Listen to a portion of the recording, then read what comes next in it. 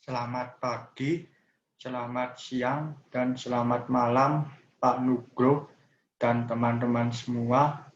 Semoga dalam keadaan sehat selalu. Perkenalkan, nama saya Yosef Arindrayanto dari Prodi Ekonomi dengan NIM 182314007 akan menjelaskan mengenai perkembangan industri pariwisata di Indonesia.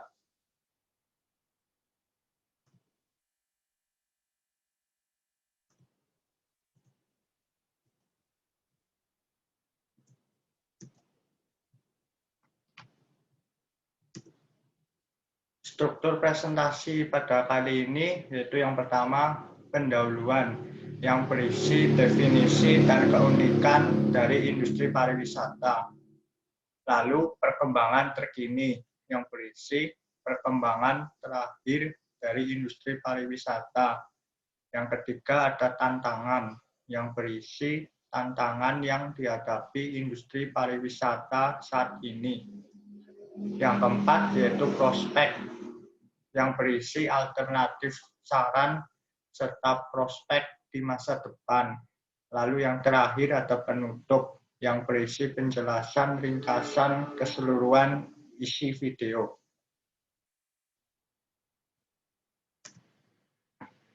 Nah, selanjutnya saya akan menjelaskan tentang pendahuluan. Sebelum masuk melangkah lebih jauh ke pembahasannya, alangkah lebih baik kita mengetahui apa itu industri pariwisata. Menurut pasal 1 ayat 9 Undang-Undang Pariwisata nomor 10 tahun 2009, industri pariwisata adalah kumpulan usaha pariwisata yang saling terkait dalam rangka menghasilkan barang dan atau jasa bagi pemenuhan kebutuhan wisatawan dalam penyelenggaraan pariwisata. Lalu berikutnya, keunikan industri pariwisata. Keunikan yang pertama yaitu perpaduan sifat tidak berwujud dan sifat berwujud.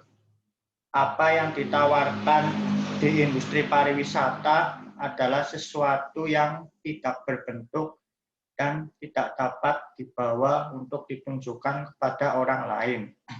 Namun, sarana dan prasarana yang digunakan untuk memberikan kenyamanan yang ditawarkan dapat dikatakan suatu yang berwujud. Kombinasi keduanya menjadi unik dan menjadi tidak mudah diukur. Yang kedua yaitu sifat tak terpisahkan. Kegiatan wisata membutuhkan interaksi antara wisatawan sebagai pengguna jasa dan tuan rumah sebagai penyedia jasa. Antara wisatawan dan tuan rumah, antara tamu dan pelayanan, antara pengunjung dan pemandu wisata, keduanya tidak dapat dipisahkan dalam kegiatan wisata. Keduanya harus bergabung dan melakukan kontak sosial. Yang ketiga ada keaksirian. Pelayanan yang diberikan oleh penyedia jasa dipengaruhi banyak faktor seperti pribadi, sosio-budaya, pengetahuan, dan pengalaman.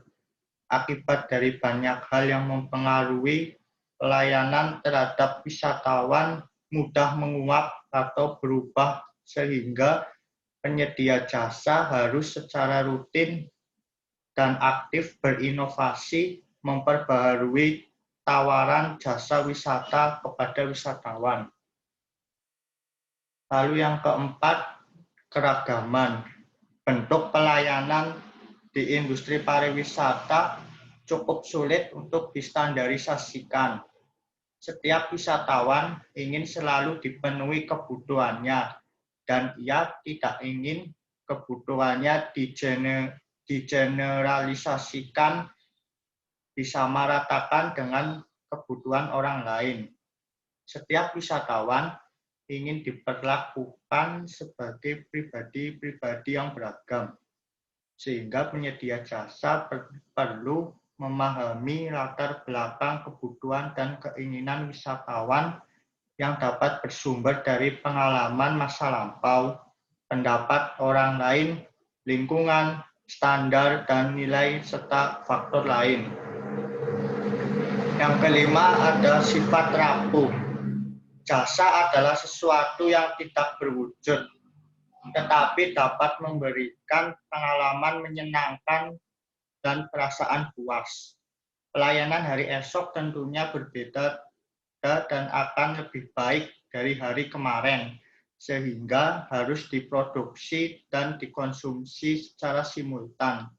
Sifat rapuh merujuk pada jasa yang ditawarkan dalam pariwisata yang tidak dapat disimpan untuk dikonsumsi di kemudian hari. Lalu yang keenam ada musiman. Musiman merupakan sifat yang paling unik dari kegiatan manusia yang dinamis. Ada kalanya pariwisata mengalami musim ramai ketika jumlah orang yang melakukan perjalanan mencapai titik puncak. Ada kalanya pula tidak seorang pun melakukan perjalanan wisata. Kondisi ini menyebabkan pengusaha pariwisata harus terus-menerus melakukan inovasi dan memunculkan ide kreatif agar pendapatan usaha tetap meningkat. Lalu yang terakhir ada tak bertuan. Wisatawan adalah pembeli.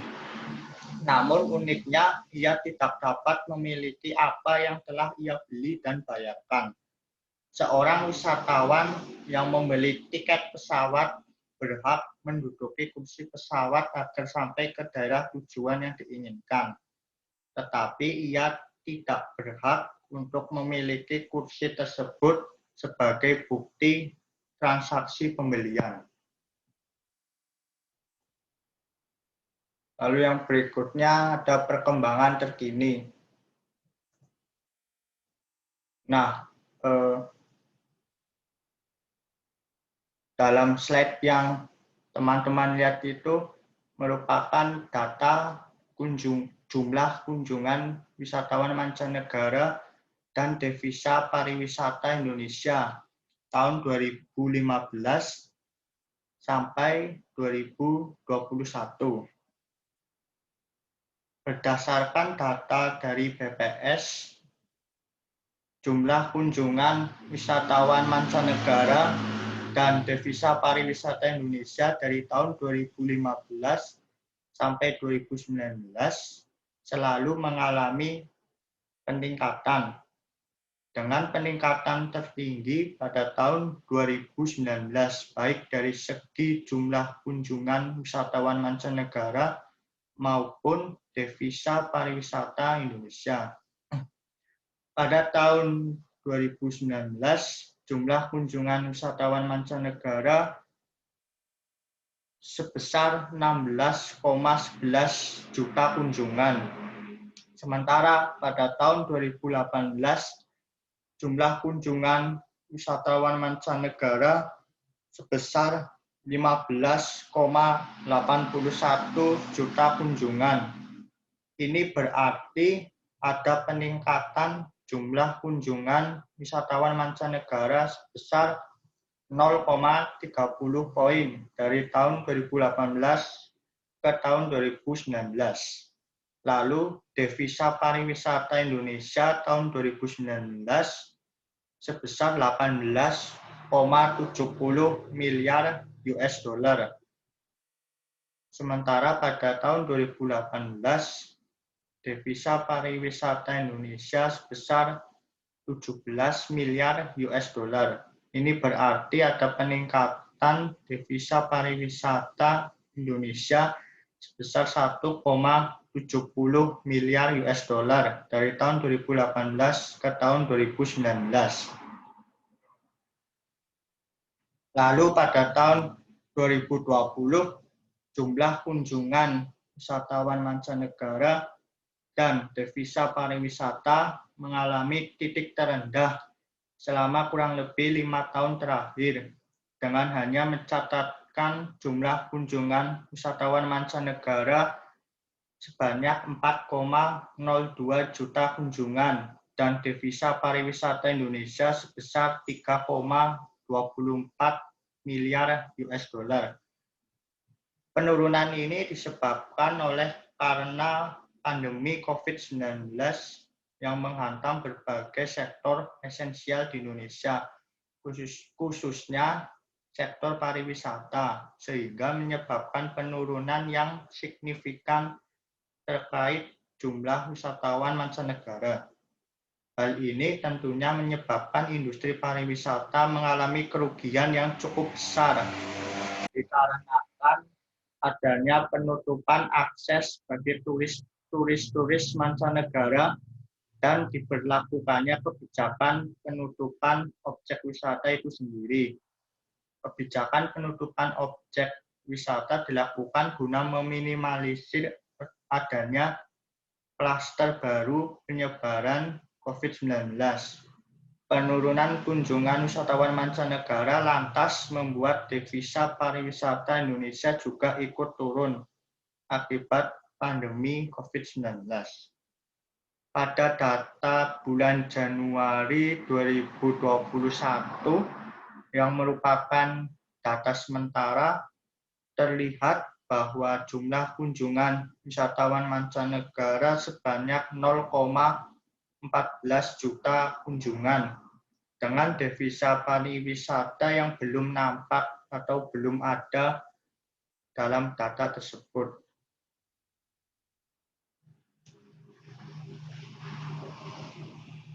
Selanjutnya, saya akan menjelaskan tentang perkembangan wisatawan Nusantara atau wisatawan domestik tahun 2010 sampai 2020. Berdasarkan data dari BPS dan Kemenparekraf, jumlah wisatawan Nusantara dari tahun 2010 sampai 2018 selalu mengalami peningkatan, walaupun peningkatannya itu agak tipis-tipis ya.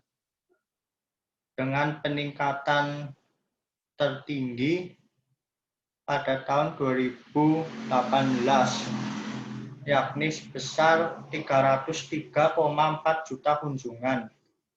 Pada tahun 2019, jumlah wisatawan Nusantara langsung mengalami penurunan dibandingkan tahun 2018.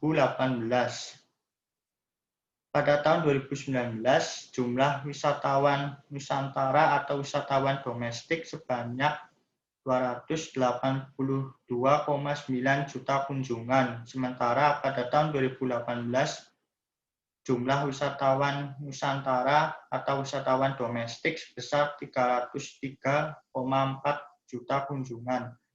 Ini berarti ada penurunan jumlah wisatawan Nusantara atau wisatawan domestik sebesar 20,5 juta perjalanan wisatawan Nusantara dari tahun 2018 ke tahun 2019. Lalu pada tahun 2020, jumlah wisatawan Nusantara atau wisatawan domestik itu mengalami titik terendah atau penurunan terendah selama kurang lebih 10 tahun terakhir, dengan hanya mencatatkan 120 juta perjalanan wisatawan Nusantara saja.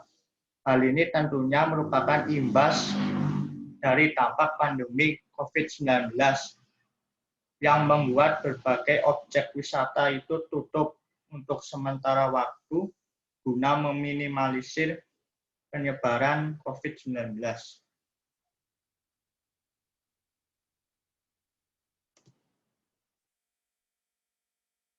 Lalu selanjutnya ada data mengenai jumlah kedatangan wisatawan mancanegara ke Indonesia menurut pintu masuk. Berdasarkan data dari BPS mengenai jumlah kedatangan wisatawan mancanegara ke Indonesia menurut pintu masuk tersebut, nampak bahwa pada tahun 2017 sampai 2019 Bandara Ngurah Rai di Bali merupakan pintu masuk yang paling favorit bagi wisatawan mancanegara yang mendarat di Indonesia, yang mana pada tahun 2017 jumlah wisatawan mancanegara yang mendarat di Bandara Ngurah Rai Bali sebanyak 5.682.248. Lalu pada tahun 2018 naik menjadi 6.025.760 orang. Lalu pada tahun 2019 naik lagi menjadi 6.239.543 orang. Lalu pintu masuk wisatawan mancanegara favorit lainnya yang mendarat di Indonesia itu melalui bandara lainnya, yang mana pada tahun 2017 jumlah wisatawan mancanegara yang mendarat di bandara lainnya sebanyak 3.796.962 orang. Lalu pada tahun 2018 naik menjadi 4.853.089 orang. Kemudian pada tahun 2019 naik lagi menjadi 5.255.742. Selanjutnya, pintu masuk kedatangan favorit lainnya bagi wisatawan mancanegara yang mendarat di Indonesia itu melalui Bandara Soekarno-Hatta di Jakarta, yang mana pada tahun 2017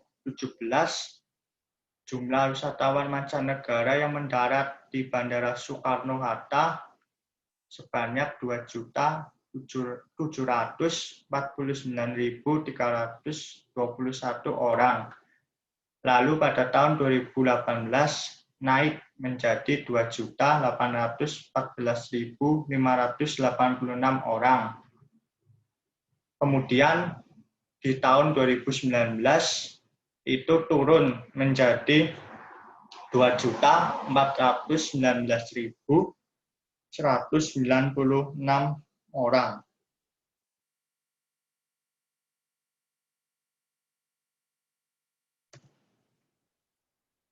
Selanjutnya ada data mengenai rata-rata lama menginap tamu asing pada hotel bintang.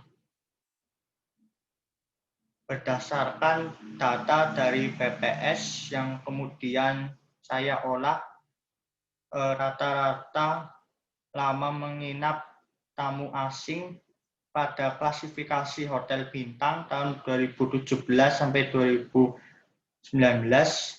mengalami fluktuasi dengan jumlah tertinggi pada tahun 2018.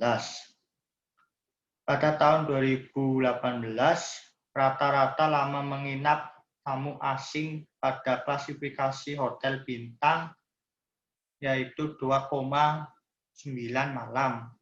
Sedangkan pada tahun 2017, rata-rata lama menginap tamu asing pada hotel bintang hanya sebesar 2,84 malam.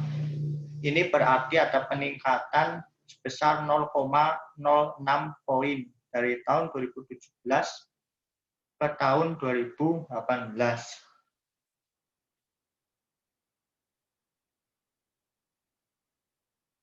Lalu pada tahun 2019,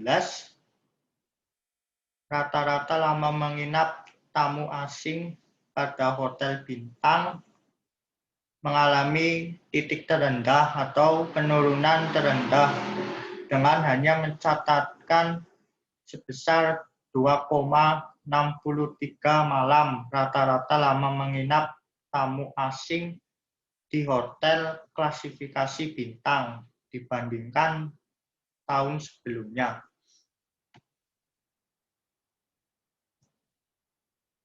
Berikutnya ada data mengenai rata-rata lama menginap tamu Indonesia pada hotel bintang.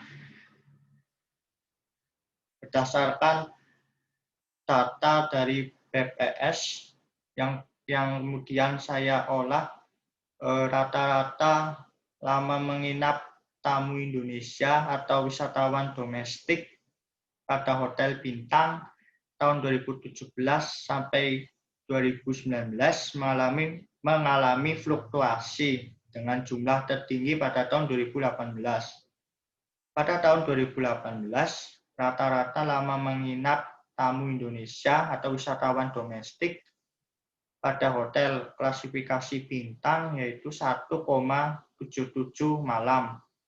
Sedangkan pada tahun 2017, rata-rata lama menginap tamu Indonesia pada hotel bintang hanya sebesar 1,74 malam. Ini berarti ada peningkatan sebesar 0,03 poin dari tahun 2017 ke tahun 2018. Lalu pada tahun 2019, rata-rata lama menginap tamu Indonesia pada hotel klasifikasi bintang mengalami titik terendah atau penurunan terendah dengan hanya mencatatkan sebesar 1,58 malam rata-rata lama menginap tamu Indonesia pada hotel bintang dibandingkan tahun sebelumnya.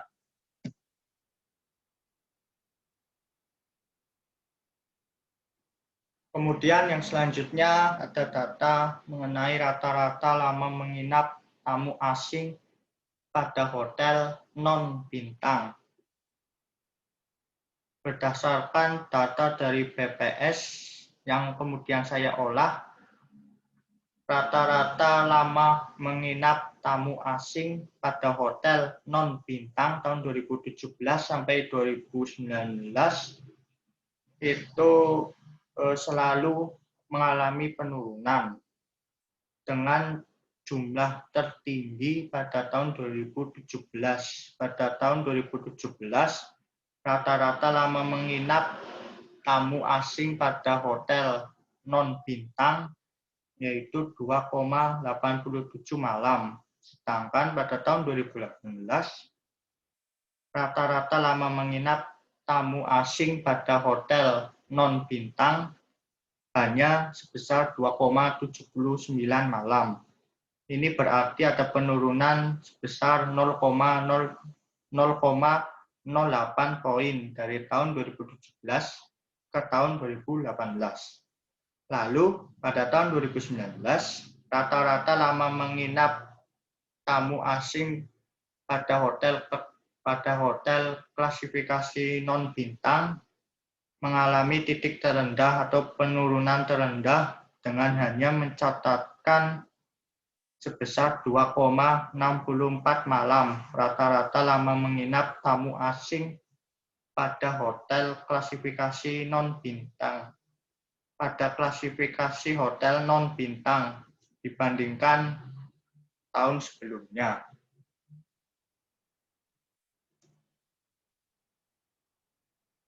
Selanjutnya ada data mengenai rata-rata lama menginap tamu Indonesia pada hotel non-bintang. Berdasarkan data dari BPS yang kemudian saya olah, rata-rata lama menginap tamu Indonesia pada hotel klasifikasi non-bintang tahun 2017 sampai 2019 mengalami fluktuasi dengan jumlah tertinggi pada tahun 2018. Pada tahun 2018, rata-rata lama menginap tamu Indonesia pada hotel klasifikasi non-bintang yaitu 1,44 malam. Sedangkan pada tahun 2017, rata-rata lama menginap tamu Indonesia pada hotel non-bintang hanya sebesar 1,41 malam. Ini berarti ada peningkatan sebesar 0,08 poin dari tahun 2017 ke tahun 2018. Lalu pada tahun 2019, rata-rata lama menginap tamu Indonesia pada hotel klasifikasi non-bintang mengalami titik terendah atau penurunan terendah dengan hanya mencatatkan sebesar 1,3 malam rata-rata lama menginap tamu Indonesia pada hotel klasifikasi non-bintang dibandingkan tahun sebelumnya. Berikutnya kita masuk ke bagian tantangan.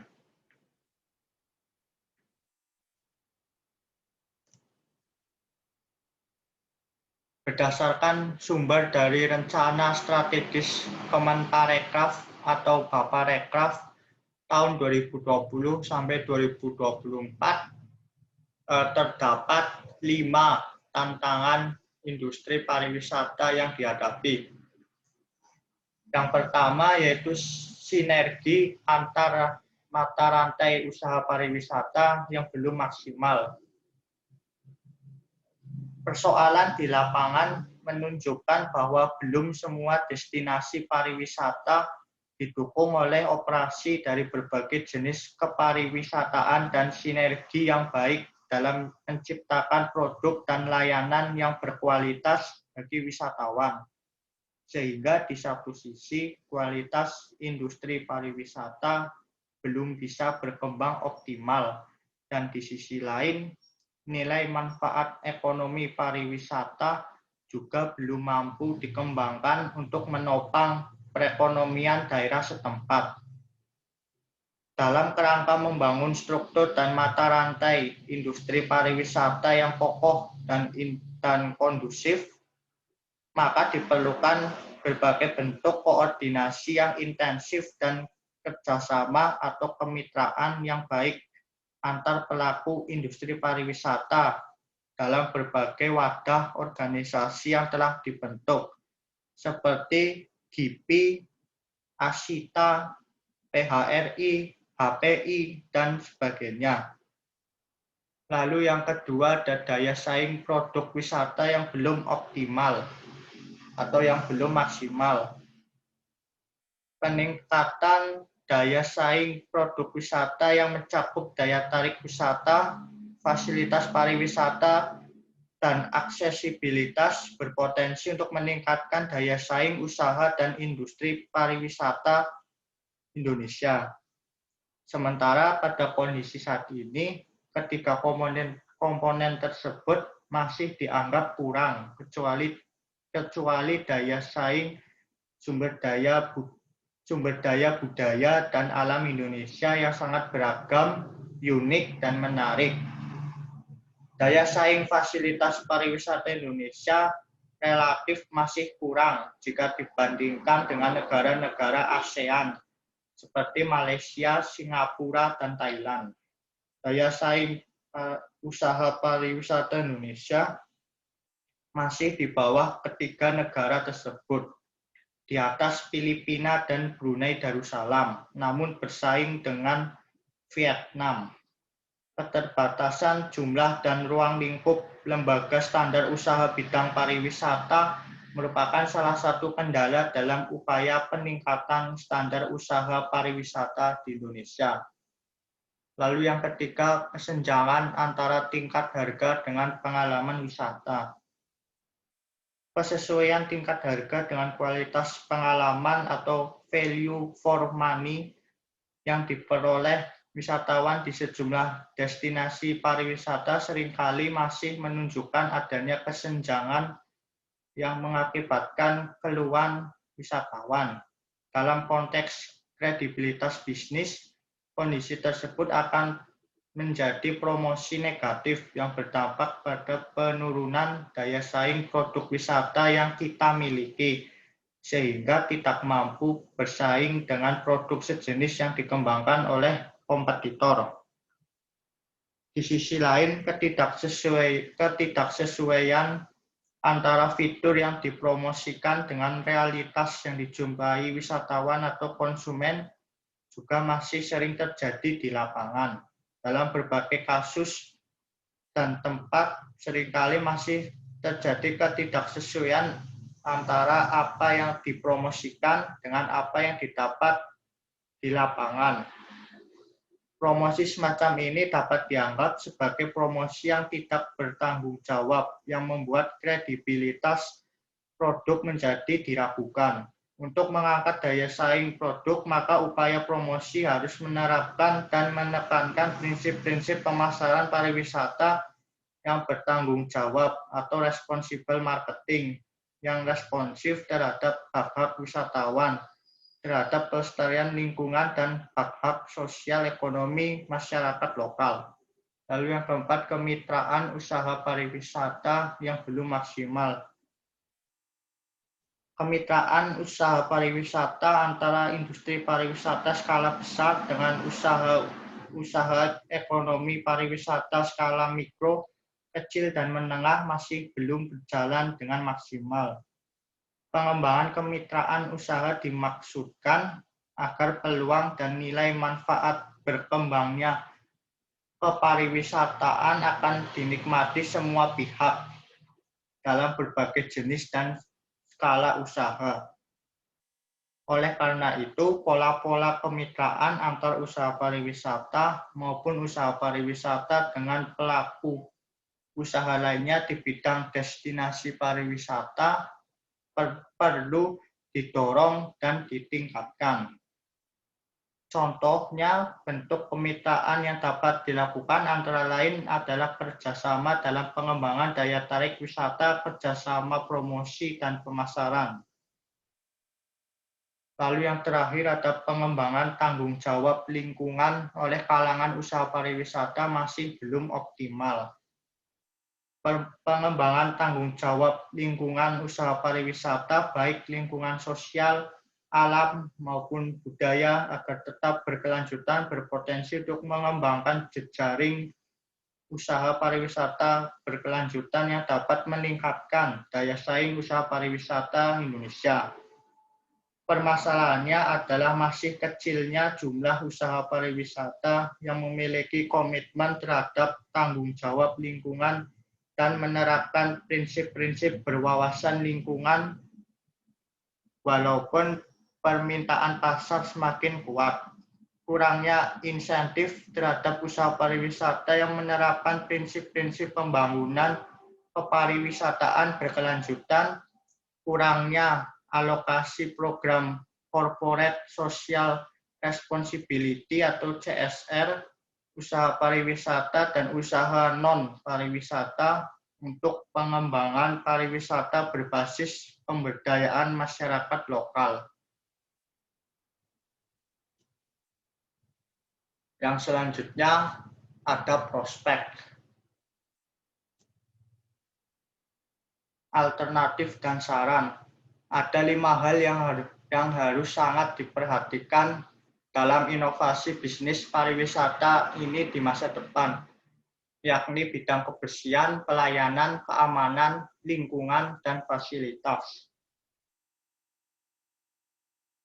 Inovasi di bidang kebersihan menjadi hal mutlak dan terpenting dari seluruh bidang inovasi yang diusulkan di bidang pariwisata. Cara inovasi yang hampir pasti akan diterapkan seluruh sektor pariwisata adalah penggunaan disinfektan. Objek pariwisata, transportasi publik, toilet umum, tempat penginapan wajib menyemprotkan disinfektan setiap hari pada jam tertentu yang relatif seragam. Hal ini dilakukan untuk mencegah perluasan efek jika terdapat pandemi global seperti sekarang ini. Terkait inovasi bidang pelayanan, agensi pariwisata bisa bekerja sama dengan lembaga kesehatan tertentu untuk mengadakan tes cepat.